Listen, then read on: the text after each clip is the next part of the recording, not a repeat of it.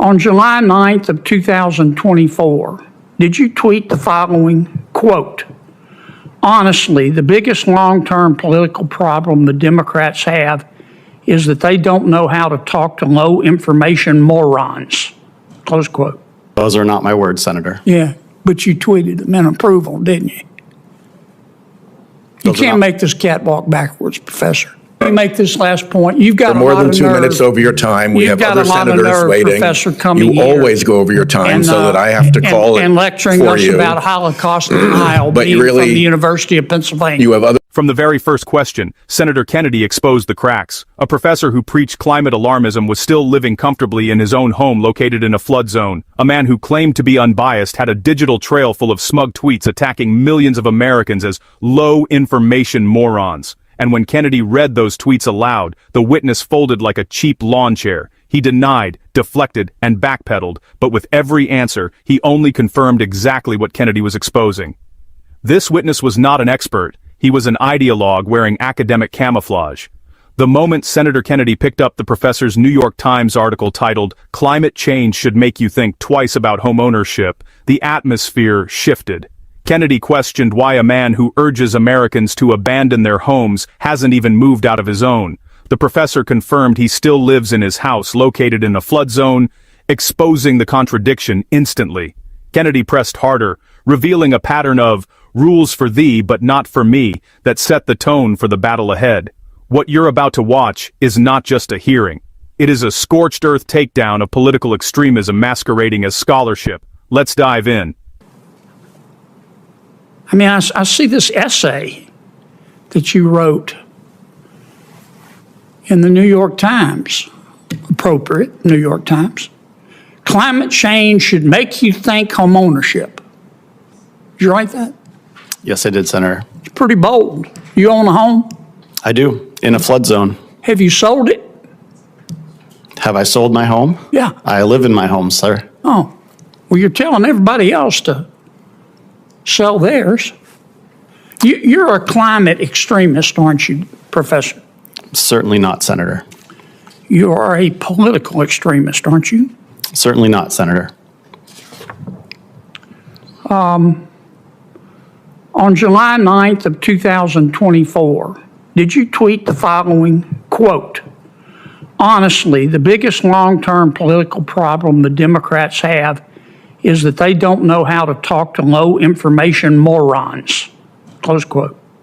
I don't believe those are my words, Senator. I'd have to be able to see them if you would share that with me. Yeah, here it is, big as Dallas. I don't believe those are my words, Senator. You tweeted them. I don't believe that I did. Yes, you did. I may have liked someone else's tweet or retweeted someone else's tweet. You Those often are not my words. like tweets you don't agree with? Those are not my words, Senator. Yeah, but you tweeted them in approval, didn't you? You can't make this cat walk backwards, Professor. Those are On not July 16th, those are not my words, Senator.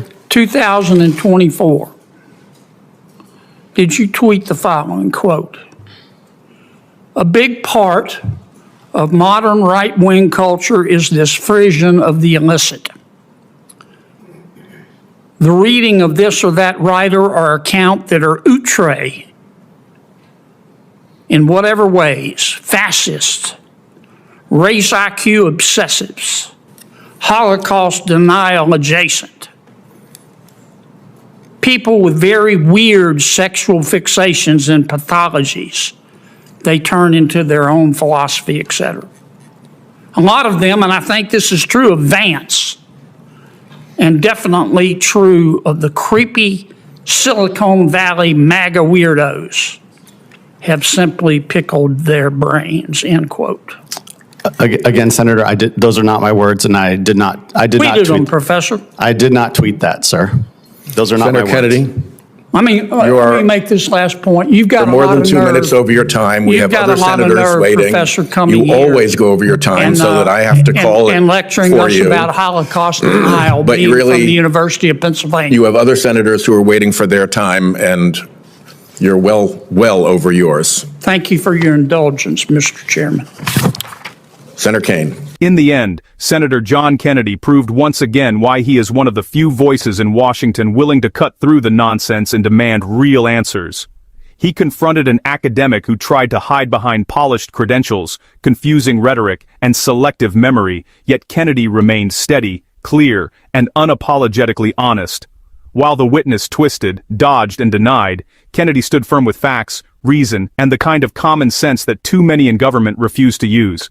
He exposed the professor's contradictions, highlighted the elitist disdain buried in his own public statements, and brought every inconsistency into the light for the American people to see. At a time when political extremism is too often disguised as academic expertise, Kennedy reminded everyone that integrity still matters, truth still matters, and accountability must never be optional. His questions were sharp, his evidence was solid, and his determination to defend ordinary Americans was unmistakable. Kennedy showed that you cannot preach one thing, practice another, and expect no one to notice. He revealed the dangerous arrogance of those who claim to know better than the people they look down upon. This hearing was not just a clash, it was a victory for transparency, and a reminder that leaders like Kennedy are still willing to fight for honesty and fairness. He refused to let misinformation slide, he refused to let elitism go unchecked, and he refused to let a witness rewrite the truth in real time. Kennedy's performance was a masterclass in courage, discipline, and commitment to the American people.